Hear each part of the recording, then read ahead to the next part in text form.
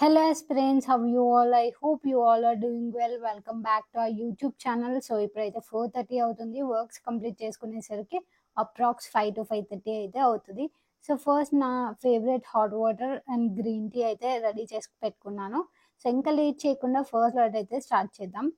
Sorry ఈ మధ్య కొంచెం లేట్‌గా పెడుతున్నాను వీడియోస్. కొంచెం వర్క్స్ ఎక్కువైపోయాయి అండ్ ఇంకా సిలబస్ కూడా చాలా కంప్లీట్ చేసేది ఉంది కాబట్టి, కొంచెం దానిపైన ఎక్కువ కాన్సంట్రేట్ చేసి, యూట్యూబ్ పైన కొంచెం తక్కువ కాన్సంట్రేట్ చేస్తున్నాను. అందుకనే లేట్‌గా వస్తున్నాయి వ్లాగ్స్. ఇప్పటి నుంచి ఆల్టర్‌నేట్ డేస్‌లో పెట్టడానికి ట్రై చేస్తాను. ఇది నా వీక్లీ షెడ్యూల్ అనమాట. వీక్ అయిపోయింది. సో, ఇప్పుడు డైలీ పెట్టుకుంటున్నాను. ఎందుకంటే మనకు ఆ రోజు ఏం చదవాలి అనిపిస్తే దాన్ని బట్టి పెట్టుకుందాం అని చెప్పేసి ఎవ్రీ డేకి ప్రిపేర్ చేసుకున్నాను. లైక్ టు డూ లిస్ట్ ఎట్లా ప్రిపేర్ చేసుకుంటాం అట్లనే ఇది ఉంది కదా! దీంట్లో ప్రిపేర్ చేసేస్తున్నాను. సో, ఫస్ట్ లాట్ వచ్చేసి ఈరోజు పాలిటీ అనమాట. ఇప్పుడైతే జోనల్ కౌన్సిల్‌కి సంబంధించిన నోట్స్ అనేది ప్రిపేర్ చేస్తున్నాను. ఇంకా 4-5 డేస్ అయితే పాలిటీకి పట్టేలా ఉంది. సో, రేపటికి కూడా పాలిటీ 2 స్లాట్స్ ఇద్దాం అనుకుంటున్నాను. సో, చూద్దాం ఎలా అవుతది ఏంటి అని చెప్పేసి. ఇప్పుడైతే ఫస్ట్ లాట్ అయితే స్టార్ట్ చేసేసాను. ఫస్ట్ లాట్ అయితే 3 అవర్స్ పెట్టుకున్నాను. 3 అవర్స్‌లో నేను మ్యాపింగ్ ఏవైతే ఉంటాయో అవన్నిటికి సంబంధించి అంటే జోనల్స్‌కి ఏ జోన్ ఏంటి అని చెప్పేసి క్లియర్‌గా ఉండాలని చెప్పి మ్యాప్ కూడా క్రియేట్ చేసుకుంటున్నాను. నేను ఇలాంటి బొమ్మలు చాలా ఏసుకుంటాననమాట. ఎందుకంటే మనకి మైండ్‌లో గుర్తుంటది. పిక్చరైజ్ చేసుకోవడం చాలా మంచి టెక్నిక్ అనమాట. దానివల్ల రివిజన్ గూడా ఫాస్ట్‌గా అవుతది. అండ్ ఎక్కువ రోజులు గుర్తుంటది. నా మ్యాపింగ్ టెక్నిక్స్ చూసి నవ్వకండి. ఇప్పుడిప్పుడే కొంచెం ప్రాక్టీస్ చేస్తున్నాను. రీసెంట్‌గా నా షార్ట్ వీడియోకి ఒక కమెంట్ వచ్చిందనమాట. లైక్ ఇంట్లో ఉండి కూడా చదువుకోవచ్చు. ప్రతి దానికి కోచింగ్ సెంటర్‌లో అవసరం లేదు అని చెప్పేసి కొంచెం అవేర్‌నెస్ పెంచండి. నేను ఆల్రెడీ సఫర్ అవుతున్నా అని చెప్పి someone I don't know name గుర్తుకు లేదు. సో, వాళ్ళైతే కమెంట్ చేశారు. సో, నేను ఇచ్చే సజెషన్ ఏంటి అంటే మీకు గనుక ఒకవేళ ఇంట్లో మంచి ఎన్విరాన్మెంట్ ఉంది, మీ ఫ్యామిలీ నీకు సపోర్టివ్‌గా ఉంది అండ్ నువ్వు చదువుకోగలుగుతావు అండ్ నీకు మోటివేషన్, డెడికేషన్ అన్ని రకాలుగా ఉండాలి. నువ్వు చదివితే గానీ చదువుకోగలుగుతావు గానీ, ఈవెన్ కోచింగ్ సెంటర్‌కి వెళ్ళినా కూడా వాళ్ళు బలవంతంగా ఎంత చదివిపిచ్చినా 2 అవర్స్, 3 అవర్స్ చదువుతావు. ఆ తర్వాత ఇంటికెళ్ళి మళ్ళీ చిల్ అవుతూనే ఉంటావు కానీ, నీ బ్రెయిన్‌లోకి ఏమి ఎక్కదు. సో, అందుకని ఫస్ట్ నీకు ఒక క్లారిటీ ఉండి నువ్వు ఇది చేస్తా అనుకుంటే గనక దెన్ ప్రొసీడ్. లేదంటే ఫస్టే వదిలేయండి. ఇంట్లో చదివినా వేస్టే, కోచింగ్ అయినా వేస్టే. మీరు పక్కా ఇది చేస్తా అనుకుంటేనే చేయండి. లేదంటే అస్సలొద్దు. టైం వేస్ట్ తప్ప అస్సలు కొంచెం కూడా యూజ్ ఉండదు. ఎందుకంటే బయట కొన్ని వేల మంది యాస్పిరెంట్స్ ఉన్నారు. మీలాగా సగం సగం చదవకుండా చాలా ఘోరంగా కష్టపడే వాళ్ళు చాలామంది ఉన్నారు. అంటే మీలాగా అంటే ఇన్ ద సెన్స్ ఎవరైతే డౌట్‌లో ఉన్నారో స్టిల్ చదవాలా వద్దా, దీన్ని రాయాలా వద్దా అని వాళ్ళని మాత్రమే కన్సిడర్ చేస్తూ అన్నాను. అందరిని కాదు. సో, ఇలా సగం సగం అనుకునే వాళ్ళు అయితే ప్లీజ్ అస్సలు రాకండి దీంట్లోకి. మీకు పక్కా ఇది నా గోల్ అనుకుంటే గనక దెన్ అప్పుడు మాత్రమే ఎంటర్ అవ్వండి. అప్పుడు కూడా ప్లాన్ బి అని చెప్పి అంటారు. బట్ మీరు కాన్ఫిడెంట్‌గా ఉండి మీరు పక్కా మొత్తం చదవగలుగుతాను అనుకున్నప్పుడు ప్లాన్ బి అవసరం లేదు. మీకు ఒక కాన్ఫిడెన్స్ అనేది ఉండాలి.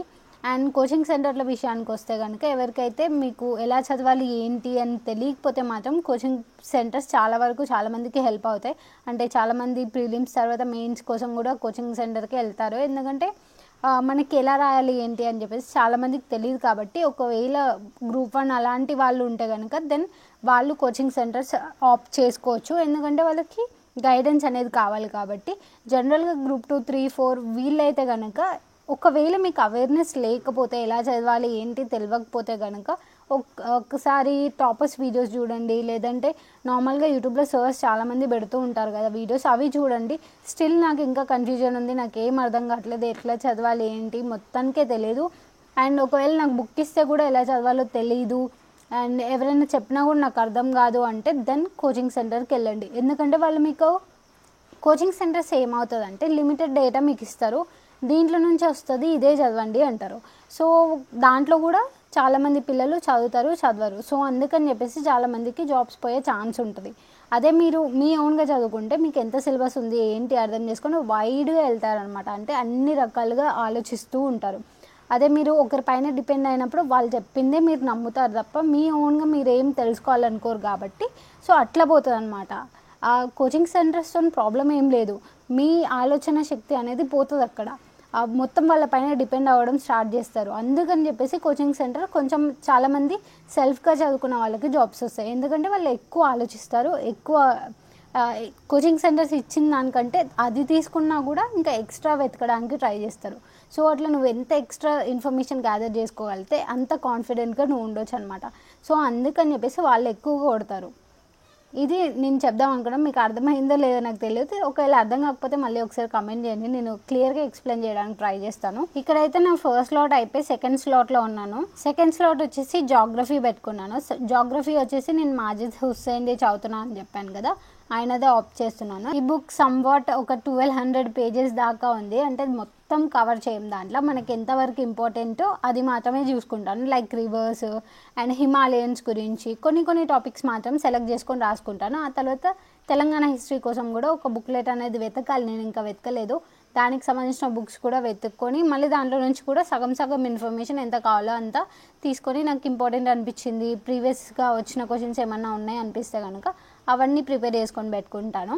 సో ఇప్పుడైతే సెకండ్ స్లాట్ కూడా అయిపోయింది. నెక్స్ట్ వచ్చేసి ఇండియన్ హిస్టరీ అయితే నేను ఒక వీడియో, యానిమేటెడ్ వీడియో అని చెప్పాను కదా, అది కవర్ చేయలేదు, జస్ట్ ఒకసారి చూసుకుంటూ వెళ్ళాను అనమాట. ఫస్ట్ ఏమనిపించిందంటే నోట్స్ రాసుకుంటూ వెళ్తే ఎక్కువ రాస్తున్నట్టు అనిపించింది. అంటే ఒకసారి చూసినప్పుడు ఫస్ట్ టైం చూసిన వాళ్ళకి ఏంటి ప్రతి ఒక్కటి ఇంపార్టెంట్ అనిపిస్తుంది. సో మొత్తం రాసుకుంటూ వెళ్తారు, దానివల్ల నా చైన్ వస్తుంది తప్ప పెద్ద యూజ్ ఏమీ అనిపించలేదు నాకు. అందుకని చెప్పేసి ఫస్ట్ ఒకసారి వీడియో మొత్తం చూద్దామని చెప్పేసి చూసి ఆ తర్వాత సెకండ్ టైం ఆ వీడియోలో ఎంత ఇన్ఫర్మేషన్ నాకు కావాలో అంత మాత్రం రాసుకుంటున్నాను. సో ఈ వీడియో అప్రాక్స్ ఒక 6 hours దాకా ఉంది. 6 hours దాకా ఉంటే దాంట్లో ఎవ్రీడే ఒక్కొక్క 1 hour చూసుకుంటూ వెళ్ళాను అనమాట. సో ఇప్పుడేమో ఆ 1 hourకి సంబంధించిన నోట్స్ ప్రిపేర్ చేసుకుంటూ వెళ్తున్నాను, ఏవైతే ఇంపార్టెంట్ పాయింట్స్ అనిపిస్తున్నాయో అవి. సో అట్లా రాస్తున్నాను, అందుకని చాలా టైం పడుతుంది. అండ్ నాకు ఇంకా చాలా డేసే పడుతుంది, ఎందుకంటే సిలబస్ ఎంత వాస్ట్ ఉందంటే అంత వాస్ట్ ఉంది. సో ఎంత రాసినా అయిపోతలేదు, నా చేతులు మాత్రం నొస్తున్నాయి. ఇప్పటి నుంచి ఏం ప్లాన్ చేసుకున్నాను అంటే ఈవెన్ ఎకానమిక్ కూడా నేను లైక్ సోషల్ అవుట్లుక్ వీటికి సంబంధించిన నోట్స్ కూడా ప్రిపేర్ చేసుకుందాం అనుకున్నాం. బట్ ఇప్పుడు నాకేమనిపిస్తుంది అంటే నోట్స్ ప్రిపేర్ చేసుకోవడం వేస్ట్ ఆఫ్ టైం అనిపించింది. లైక్ ఆ పీడిఎఫ్స్ ఏవైతే ఉన్నాయో నా దగ్గర పెట్టుకొని నాకు ఎంత ఇంపార్టెంట్ అనిపిస్తుందో దాన్ని 2 different కలర్స్లో, లైక్ మెయిన్స్కి ఏది ఇంపార్టెంట్ అండ్ ప్రిలిమ్స్కి ఏది ఇంపార్టెంట్ అని చెప్పేసి అదొకసారి మైండ్లో పెట్టుకొని ఒక్కో పాయింట్ ఆఫ్ వ్యూలో ఒకటి పెట్టుకుంటా. లైక్ ప్రిలిమ్స్కి ఒక కలర్ అండ్ మెయిన్స్కి ఒక కలర్ సెలెక్ట్ చేసుకొని దాంట్లో హైలైట్ చేసుకుంటూ వెళ్తాను అనమాట. నేను హైలైట్ చేయడానికి ఏం వాడుతున్నానో చెప్తాను. నేను ఒక యాప్ ఉంటుంది పీడిఎఫ్ గియర్ అని చెప్పేసి, అంటే పీడిఎఫ్ గేర్ GEAR అని చెప్పేసి ఒక యాప్ ఉంది. ఇదేం స్పాన్సర్షిప్ కాదు, నేను యాడ్ కూడా కాదు, జస్ట్ నేను వాడుతున్నాను కాబట్టి చెప్తున్నాను అంతే. అది హైలైట్ చేసుకోవడానికి నాకు బాగా యూజ్ అవుతుంది. నేను ల్యాప్టాప్లో అండ్ ఫోన్లో కూడా హైలైట్స్ చేసుకోవడానికి అండ్ ఎక్స్ట్రా పాయింట్స్ ఏమైనా యాడ్ చేసుకోవాలంటే కూడా యాడ్ చేసుకోవడానికి ఈ యాప్ని అయితే యూజ్ చేస్తున్నాను. సో ఎవరికైనా కావాలి అంటే యూజ్ చేసుకోండి, దట్స్ వై చెప్తున్నాను తప్ప ఏం యాడ్ అయితే కాదు, మీరు ఏదో అనుకోకండి. సో అలా యాడ్ చేస్తూ హైలైట్ చేసుకుంటూ నా ఫోన్లో అండ్ ల్యాప్టాప్లో రెండిట్లో సేవ్ చేసి పెట్టుకుంటాను. సో దట్ నా టైం మిగులుతుంది. అండ్ ఎప్పుడైతే నేను ఓపెన్ చేస్తానో పీడిఎఫ్ని డైరెక్ట్గా హైలైటెడ్ పాయింట్స్ మాత్రమే చదువుకుంటూ వెళ్తాను. సో ఇలా ప్రాక్టీస్ చేద్దాం అనుకుంటున్నాను. సో ఇప్పుడైతే third slot Indian history prepare చేసేసాను. ఇప్పుడు ఫోర్త్ స్లాట్ సొసైటీకి సంబంధించిన నోట్స్ కూడా ఆల్మోస్ట్ కంప్లీట్ అయిపోతుంది. సో ఇప్పుడు నేను సోషల్ మూవ్మెంట్స్కి సంబంధించిన నోట్స్ అయితే ప్రిపేర్ చేసుకుంటున్నాను. ఇంకా 3 chapters ఉందనుకుంటా. ఇది థర్డ్ చాప్టర్, మొత్తం 5 chapters కదా, దాంట్లో థర్డ్ చాప్టర్ సోషల్ మూవ్మెంట్స్ దగ్గర ఉన్నాను. ఇప్పుడైతే సోషల్ మూవ్మెంట్స్కి వచ్చేసి నేను Indian society themes and social issues అని చెప్పేసి నాది సమ్ నేమ్ ఉంటుంది. సో ఆయనది యూజ్ చేస్తున్నాను.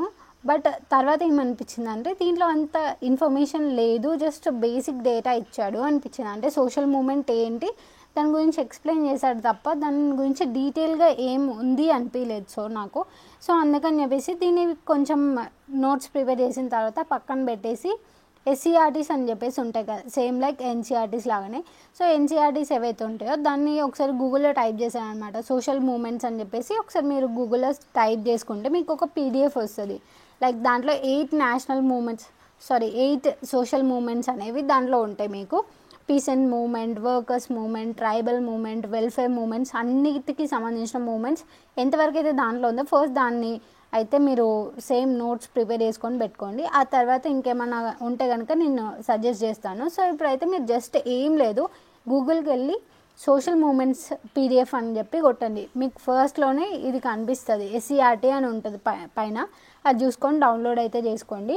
సో దాని నుంచి నేను ప్రిపరేషన్ అనేది స్టార్ట్ చేశాను. ఇక పీడిఎఫ్ అయితే చూడడానికి ఇలా ఉంటుంది. దీంట్లో ఓన్లీ సోషల్ మూమెంట్కి సంబంధించిన డేటా మాత్రమే ఉంటుంది. 8 సోషల్ మూమెంట్స్ అయితే దీంట్లో మీకు మెన్షన్ చేశారు. సో దీంట్లో ఎంతవరకు మీకు కావాలో అంతవరకు నోట్స్ ప్రిపేర్ చేసుకోండి. Like Chipko movement and tribal movement, BC welfare movement, women's movement and workers movements, ఇలా చాలా డేటా అయితే ఉంది. మీకు ఎంత కావాలో అంత రాసుకొని అయితే పెట్టుకోండి. అండ్ పీడిఎఫ్ కూడా అవసరమైతే సేవ్ చేసి పెట్టుకోండి, ఫ్యూచర్లో పనికొస్తుండొచ్చు. అండ్ మెయిన్స్కి ఎలా రాయాలి ఏంటి ఆ టైంలో పనికొస్తుండొచ్చు, కాబట్టి ఒకసారి అయితే మీరు సేవ్ చేసుకొని పెట్టుకోండి. ఇక్కడ నాకు చూడండి ఆల్రెడీ లేట్ అయిపోయింది అనమాట, అప్రాక్స్ 10 దాటిపోయింది అండ్ నా ఐస్ లిటరల్లీ మండుతున్నాయి. సో అందుకని చెప్పేసి అక్కడికి ఆపేశాను. యాక్చువల్గా ఈ స్లాట్ 2 hours ఉండాలి, 1 hour మాత్రమే చేశాను. ఈరోజు 9 hours మాత్రమే కంప్లీట్ అయ్యాయి. బట్ ఇట్స్ ఓకే, అప్పుడప్పుడు అలా అవుతూ ఉంటుంది. సో ఇప్పుడైతే నేను మళ్ళీ నెక్స్ట్ డే సొసైటీయే ఫస్ట్ స్లాట్గా పెట్టుకున్నాను. ఆ తర్వాత ఇండియన్ హిస్టరీ అండ్ పాలిటీ అయితే 2 slots పెట్టుకున్నాను. ఎందుకంటే పాలిటీ తొందరగా అయిపోకూడదాం అనుకుంటాను. మ్యాప్ని చూడగానే గుర్తొచ్చింది, జమ్మూ కాశ్మీర్ ఎవరిదో కాదు మనదే. దానికోసం మన జవాన్లు చాలా కష్టపడుతున్నారు ఇప్పుడు.